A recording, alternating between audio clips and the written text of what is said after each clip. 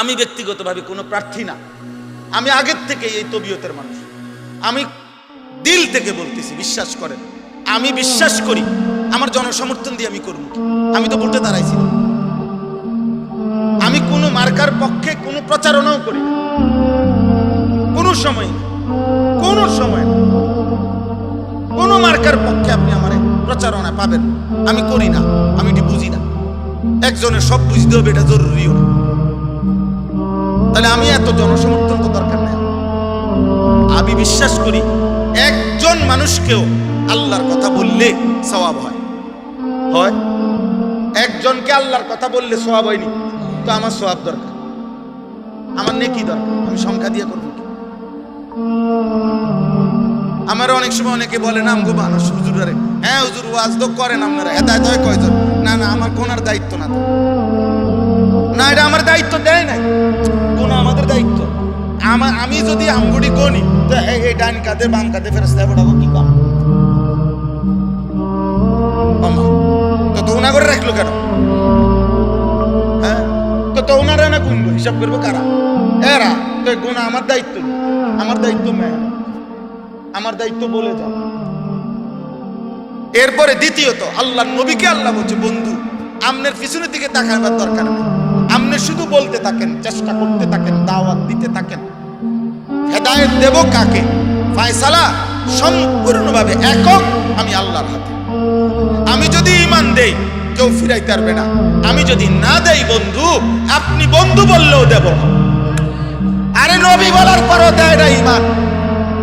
যুবক তুমি জানো না বেটা, মুসলমানের বাচ্চা তুমি জানো না তোরে আল্লাহ যে মুসলমানের পরিচয় দিছে, তুই জানো না বেটা তোরে আল্লাহ কত বড় নিয়ামত দিছে। কার গাদ্দারি করো অনটের পাও না, তো মনে করছে এমনি ভাতে তো খাও, আর কিটা নারী দেখো, ছবি দেখো, উলঙ্গ নর্তকী দেখো, নাটক দেখো, সিনেমা দেখো, দুনিয়া ভোগ করো, হ্যাঁ চুলের ফ্যাশন করছো, হায় হায় রাতের পর রাত পার করে দিচ্ছ গুনায় গুনায়।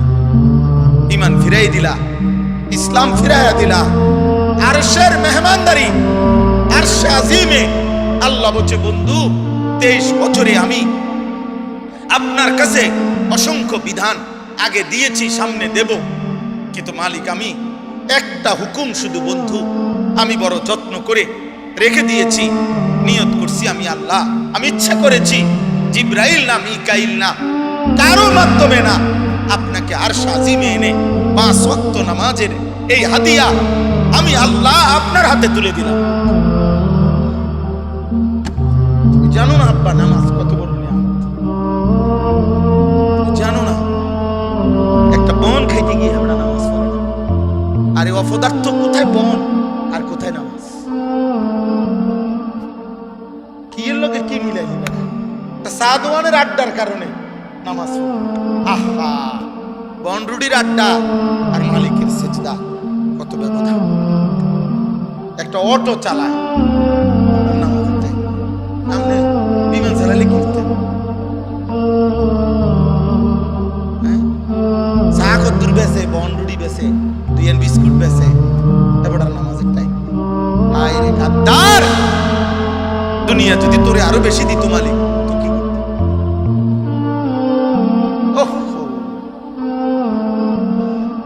আহা আফসোস ব্যাপার, আফসোস। কিয়ামতের দিন আল্লাহ বলবে ফেরেশতাদেরকে, উহশুরুল্লাযীনা যালামু ওয়া আযওয়াজাহুম ওয়া মা কানু ইয়াবুদুন মিন দুনিল্লাহ ফাহদুহুম ইলা সিরাতিল জাহিম। দোস্ত আমার বড় ভয়ঙ্কর কথা এটা আল্লাহ বলছে। কিয়ামতের দিন আল্লাহ ফেরেশতাদেরকে বলবে, ফেরেশতারা আমার প্রত্যেকটা নাফরমান বান্দাকে সামনে আন, আর প্রত্যেকটা পাপী বান্দার সাথে সে যার সঙ্গী হয়ে অথবা যাকে সঙ্গী বানিয়ে পাপ করেছে ওরেও আন। আর 3 নম্বরে আমি আল্লাহকে বাদ দিয়ে যখন যাকে ডাকছে তাকেও আন। খোদার কসম আল্লাহ বলবেন তিন জনকে একসাথ করো, জালেম পাপীকে একত্র করো, পাপীর সঙ্গীকে একসাথ করো, আমি আল্লাহকে বাদ দিয়ে পাপী যাকে ডাকতো তাকে একসাথ করো।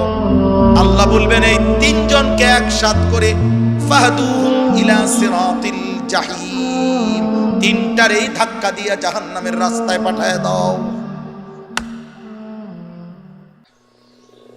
মনে রাখো বা, যে বন্ধু তোমার উলঙ্গ ছবি দেখাইছে, যে বন্ধু তোমার সুদের আড্ডায় নিয়ে গেছে, কিস্তির আড্ডায় নিয়ে গেছে, নারীর আড্ডায় নিয়ে গেছে, জিনার আড্ডায় নিয়ে গেছে, সঙ্গী নামের, বন্ধু নামের, সহকর্মী নামের, সহপাঠী নামের যেই মানুষ নামের শয়তান তোমারে পাপের রাজ্যে নিয়ে গেছে, সেদিন কিয়ামতের দিন তুমি এবং তাকে একসাথে করো।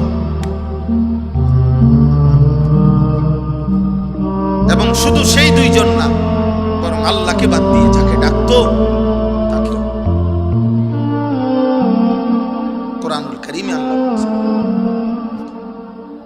এই জন্য আব্বা, আমি সর্বোচ্চ আমার দমক দেওয়া মাকসাদ না, আমি আপনাদের সাথে ঝগড়া করতে আসি নাই, আমি আপনাদের সাথে দ্বন্দ্ব করতে আসি নাই, মনে করাইতে আসছি আপনি ভাত খান, ঘুম যান, আপনি দুনিয়া উপার্জন করেন, কোনো অসুবিধা নাই, রিজিক তো হারাম না, উপার্জন তো হারাম না, চাকরি, ব্যবসা, কৃষি, ক্ষেত, খামার, আয় উপার্জনের বৈধ মাধ্যম, এটা তো হারাম না।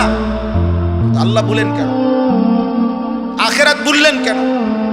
নামাজ বললেন কেন? এক ওয়াক্ত সিজদা দিতে পারলেন না কেন? 60 বছরে, 40 বছরে, 30 বছরে এমন মালিকের কোরআন, এই চোখ যার দেওয়া, তার চোখে তার কালাম দেখে দেখেও পড়তে পারেন না কেন?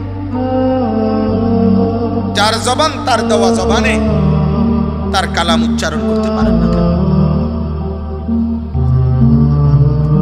বলেন কেন পারেন? এই আফসোসের কি জবাব দিবেন?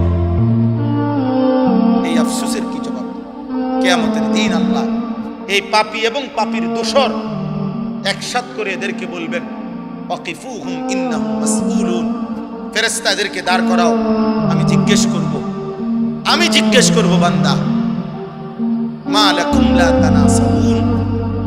সাংঘাতিক কথা আল্লাহ বলবেন সেদিন প্রত্যেক পাপীকে এবং তার পাপের সঙ্গীদেরকে একসাথ করে আল্লাহ বলবেন মা লাকুম লা তানাসারুন, এই নাফরমান, তোর কি হলো? তোরা একজন আরেকজনকে আজ সাহায্য করছো না কেন? দয়া করে মোবাইল হাতে ভিডিও করলে, রেকর্ড করলে মনোযোগ হয় না, কোনো কথা হৃদয়ে ঢুকে না। আল্লাহর কথা যদি দিলে না ঢুকে, উপলব্ধি যদি না হয়, উপদেশ যদি নসিব না হয়, দিল যদি না নড়ে, তো বলার মধ্যে কোনো ফায়দা নেই, শুনবার মধ্যেও কোনো ফায়দা নেই। নিয়ম সর্বস্ব, প্রথা সর্বস্ব, রসম হিসাবে, রওয়াজ হিসাবে একটি মাহফিল করতে হওয়া, এজন্য করতেছি, এর মধ্যে আহামরি কোনো বিশেষত্ব নেই। কারণ সারা বাংলাদেশে লক্ষ লক্ষ ওয়াজ মাহফিল এই 3-4 মাসে, শীত সিজন সারা বাংলাদেশে অল্প কয়েকজন বক্তা, এই গোটা 50-100 জন হইল, তাহলে এরা সারাটা বাংলাদেশ চষে বেড়ায়, হাজার হাজার মাহফিল, লাখ লাখ মাহফিল। তাহলে কাজেই একটি মাহফিল করা এটা কোনো আশ্চর্য কিছু, অবাক কিছু, বরং বাস্তবতা হলো এই বলার উদ্দেশ্য কি, আয়োজনের উদ্দেশ্য, প্রদর্শন, মহড়া না, লৌকিকতা নয়, বরং মাকসাদ হইল আল্লাহ তাআলা কোরআনুল কারীমের মধ্যে বারবার বলেছেন লাআল্লাহুম ইয়াতাযাক্কারুন ওয়া লাকাদ ওয়াসালনা লাহুমুল কাওলা লাআল্লাহুম ইয়াতাযাক্কারুন। আমি আল্লাহ আমার কথাগুলো বারবার বলেছি, ওয়াসালনা মানে হলো এক কথা বারংবার বলা। আল্লাহ বলেন আমি আমার কথাগুলো বারবার বলেছি কেন? লাআল্লাহুম ইয়াতাযাক্কারুন, আমার বান্দাগণ যেন উপদেশ গ্রহণ করতে পারে, এটা মাকসাদ, উপদেশ যেন হাসিল। এজন্য আল্লাহ তাআলা একই কথা কোরআনুল কারীমে বারবার বলছে। 3 কথা পুরা কোরআনের বক্তব্য, তাওহীদ, রিসালাত, আখিরাত। কোরআনুল কারীমের প্রত্যেক আয়াতে এই কোনটার এক, হয় আল্লাহর প্রতি ঈমান, নয়তো রাসূলের কথার প্রতি ঈমান, নয়তো আখিরাতের প্রতি ঈমান। হয়তো ঈমান শিখাইছে, নয়তো কোনো ইবাদত আমলের কথা বলছে, নয়তো আখিরাতের ভয় দেখাইছে। এই কথাই ঘুরে, এই তিনটি কথাই ঘুরে ঘুরে কোরআন কখনো ঘটনা উল্লেখ করছে, কখনো মাসআলা উল্লেখ করছে, কখনো উপমা দৃষ্টান্ত উল্লেখ করছে, কিন্তু মূল মাকসাদ যেন আল্লাহর প্রতি ঈমান, রাসূলের কথার প্রতি ঈমান, আখিরাতের প্রতি ঈমান যেন মজবুত হয়। এজন্য বারংবার বলছে, ইয়া আইয়ুহাল্লাযীনা আমানু, এই কথাইটা হে ঈমানদারগণ কোরআনুল কারীমের মধ্যে 89 বার আছে। এতবার কেন? 89 বার আছে। আল্লাহ তাআলা চেয়েছেন প্রত্যেকবারে হে ঈমানদারগণ, হে আমার প্রিয় বান্দাগণ। এটা বলার দ্বারা আমাদেরকে আল্লাহ তাআলা আন্তরিকতাপূর্ণ মহব্বতের শব্দ দিয়ে বুঝাইতে চাইছে, বান্দা তুমি আমার প্রিয়, তুমি ঈমানদার, অতএব তুমি আমার কথার প্রতি মনোযোগী হও। 89 বার আমি তোমাকে এক শব্দে ডেকেছি, তুমি আমার কথা প্রত্যাখ্যান করো। আকিমুস সালাহ, এই নামাজের কথা 82 বারের চাইতেও বেশি আল্লাহ তাআলা উল্লেখ করছে এক কথায়। এতবার কেন বললেন? যেন আল্লাহ বলতে চাচ্ছেন, বান্দা তবুও আমি চাই বারবার বলে তুমি যেন সেজদা করো। আদম আলাইহিস সালাম এবং ইবলিস এর ঘটনা, যে সেজদা করতে বলছে, অন্যান্য ফেরেশতাগণ সেজদা করছে, কিন্তু ইবলিস সেজদা করে নাই। এই সেজদা না দেওয়ার কারণে ইবলিস চিরবিতাড়িত হয়েছে। এই কথাইটা কোরআন শরীফে 10 বার আছে। এই ঘটনাটা একই কথা 10 বার আছে।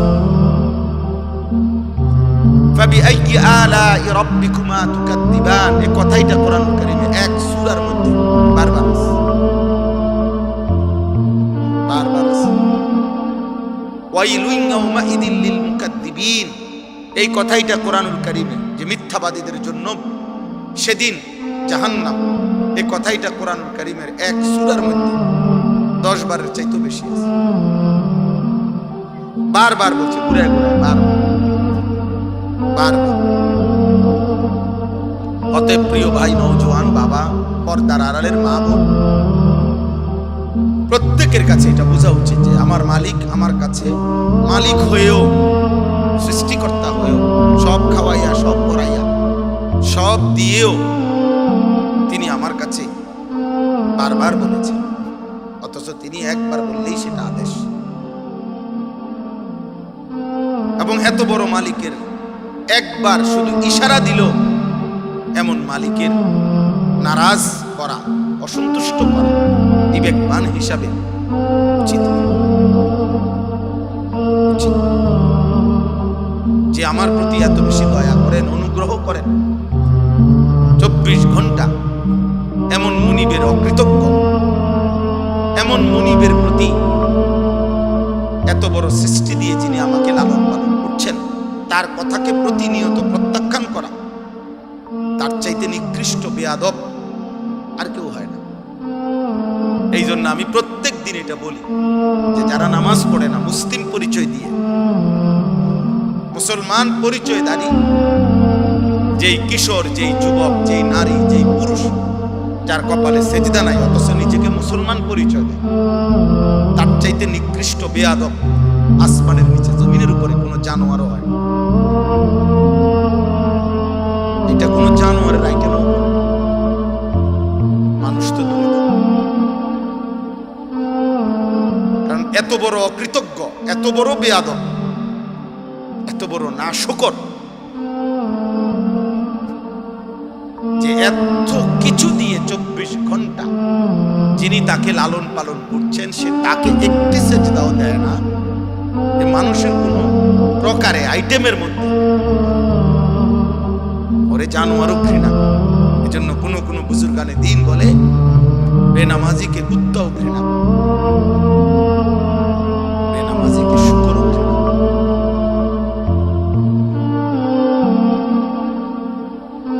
এজন্য বাবা এটা বোঝা উচিত, আত্মপরিচয় মিলাইবেন।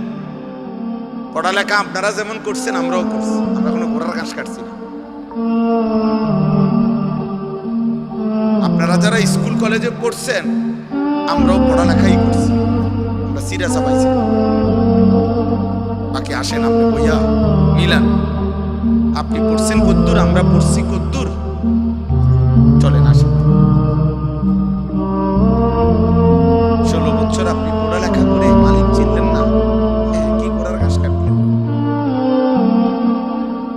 16 বছর জ্ঞান অর্জন করেও বুঝলেন না যে সৃষ্টিকর্তাকে সেজদা দেওয়া উচিত। আমি তো 6 বছর বয়সে মক্তবে থাকতেই বুঝছি আল্লাহকে সেজদা দেওয়া উচিত। আলহামদুলিল্লাহ আমাদের নুরানি মাদ্রাসার নুরানির বাচ্চাও তো বোঝে, আমাদের মাদ্রাসাগুলোতে যে বাচ্চা পড়ে 6 বছরে ওয়ও তো বুঝে যে মুসলমান। আমি পিচ্চি বাচ্চাটাও বুঝে 5 ওয়াক্ত নামাজ পড়তে। আর 18 বছরের এই দামরা, 24 বছরের এই দামরা ওই পড়লো শিখলো, ওর বাপ এরে কি শিখাইলো, ওর প্রতিষ্ঠানে ওই কি শিখলো, ওই 18 বছর বয়স বুঝে না যে সেজদা দিতে। আলহামদুলিল্লাহ আমাদের যে 6 বছরের বাচ্চা 5 ওয়াক্ত নামাজ পড়ে এবং প্রতিদিন পড়ে জামাতের সাথে। আমাদের 12 বছরের বাচ্চা হাফেজে কোরআন, আল্লাহর কোরআন পুরাটা কলিজার মধ্যে ধারণ করে। কার লগে কি তুলনা দিবেন? জেনারেল শিক্ষিত কোন লোক কোরআন সুন্নাহ যারা পড়ে তাদের সমমর্যাদার ধারে কাছেও তো আসার সুযোগ নেই, কোন সুযোগ নেই। যদি বলেন টাকা বেশি রোজগার করে না, জেনারেল শিক্ষিত লোক টাকা বেশি রোজগার করে না। টাকা আল্লাহ নির্দিষ্ট ব্যক্তিকে আল্লাহর বন্টন, কাউকে আল্লাহ সম্পদ বেশি দেয়, কাউকে আল্লাহ সম্পদ কম। এটা জেনারেল ও জেনারেল লইয়া কথা। এটা হুজুরদের টাকা কম আর জেনারেল শিক্ষিতদের টাকা বেশি। আপনি এই মোটা দাগে ভাগ করে লইতো না, বুঝেন না আপনি কথা? এইভাবে ভাগ করে লেলে হবে না। তাইলে এই দেশে সারা বাংলাদেশে যারা ভিক্ষা করে এরা হুজুর,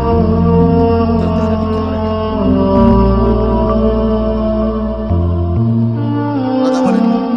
এই দেশে জেনারেল শিক্ষিত হাজারো লোক, লক্ষ লোকের চাইতে এমন অগণিত লাখ লাখ আলেম আছে যাদের আয় অনেক বেশি, অনেক বেশি। তাহলে এই ব্যবধান, তাহলে আপনি এটা মোটা দাগে ভাগ করলে তো আপনি কোন যুক্তিতে ভাগ করলেন? বাংলাদেশে এখনো অশিক্ষিত বেকার তার চাইতে শিক্ষিত বেকার বেশি, একদম এটা হিসাব করা কথা। সার্টিফিকেটধারী বেকার বেশি, সার্টিফিকেটধারী চাকরি খুঁজতে খুঁজতে শেষ পর্যন্ত মেয়াদ থাকে না, বয়স থাকে না, এবারে আবার কয় যে আন্দোলন করে আরো 2 বছর বাড়াও, 3 বছর বাড়াও। অথচ উপার্জনই মাকসাদ যদি হয় তাইলে অসংখ্য অশিক্ষিত মানুষ বিপুল পরিমাণ সম্পদ দুনিয়া উপার্জন করছে। এই জন্য ভাই বন্ধু ছেলেরা বাবা বোঝাপড়া করা উচিত। কেউ কাউকে বোকা ভাবার সুযোগ নেই। আপনারাও আম করে না, আমরাও আম করে না। কারণ আলহামদুলিল্লাহ স্কুলে পড়েন আর মাদ্রাসায় পড়ি, ভাত খাইয়েই বড় হয়েছি, সিরে খাইয়া।